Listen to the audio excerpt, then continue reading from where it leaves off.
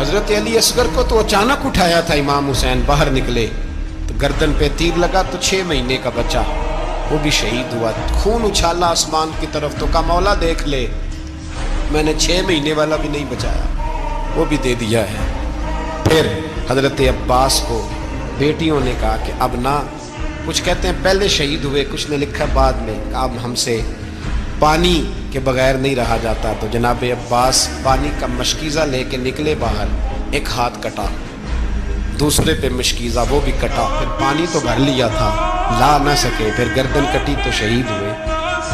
بچوں کی بھی شہادت ہوئی، پر جب ان کا لاشا اٹھایا تو امام حسین کہنے لگے مولا اب نہ حسین کی کمر کمزور ہو گئی، اب کمزور ہو، اور بھائی ایک میت ہو جائے تو 4-5 دن تو پوری آنکھیں نہیں کھلتی، کیسا جری خاندان ہے۔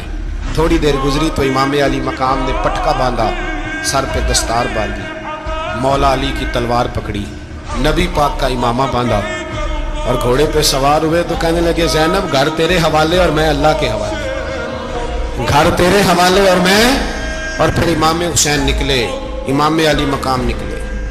راوی کہتے ہیں کہ یہ جلوہ پہلے بھی بڑے سونے تھے، پر آج جو رنگ دیکھا وہ کبھی نہیں دیکھا۔ کیا انداز تھا، جدھر جاتے نعرہ لگاتے تو حد ہو جاتے۔ اتنے لوگ امام حسین نے کاٹے، اتنے کاٹے، پھر واپس پلٹ کے آئے اور کہنے لگے زینب ذرا پردے کے پیچھے سے دیکھ تو صحیح میری بہن، ان بزدلوں کو جرت ہی نہیں ہو رہی حسین کے مقابلے میں آنے کی، ایک دوسرے کو دھکا دیتے، تو جا تو جا، پھر اکٹھے وار ہوئے۔ یہ کون ہے کٹا ہوا، لباس ہے پھٹا ہوا، یہ بال یقین حسین ہے، نبی کا نور عین ہے۔ پھر چاروں جانب سے تیر برسے تو امام علی مقام چونکہ نماز کا وقت ہو گیا تھا، اترے گھوڑے سے، خون بہ رہا تھا، گرم ترین ریت سے تیمم کیا، سر سجدے میں رکھا، اور جب شمر آپ کی گردن کاٹنے لگا تو کہنے لگے ٹھہر جا ذرا رب سے ایک بات کر لینے دے، اور پھر بولے امام حسین، کہنے لگے مالک تو اب بتا کہ حسین سے راضی ہے کہ ناراض ہے، تو بتا۔ تو پھر ایک آواز آئی، یا ایتھا النفس مطمئنہ ارجعی الی ربک راضیۃ مرضیہ، فرمایا نفس مطمئنہ واپس آ جا، تو اللہ سے راضی ہے، اللہ تجھ سے راضی۔ امام حسین وہاں شہید ہو گئے۔ اب یہ قافلہ امام حسین کا سر کاٹ، ذرا دیکھنا غور کرنا، سر کاٹ کے نیزے پہ رکھا ہے، جسم کربلا میں پڑا، عورتوں کو گھوڑوں پہ بٹھا کے لے جایا گیا یزید کے دربار میں۔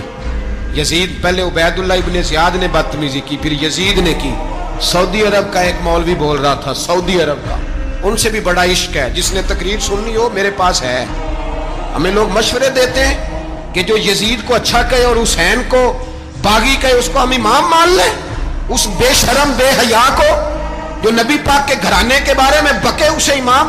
سعودی عرب میں مسجد نبی میں درس دینے والا جس نے تقریر سننی ہو میرے پاس ہے، وہ کہتا ہے یزید تو بڑا اچھا آدمی تھا، اس نے تو بڑی خدمت کی، تو میں نے اسے کہا رشتہ داری کر لیا یزید کے ساتھ، قریب ہو جا۔ شرم نہیں آتی؟ آج بھی نبی پاک کا دل دکھاتے ہو، حیا نہیں آتی، خیال نہیں آتا؟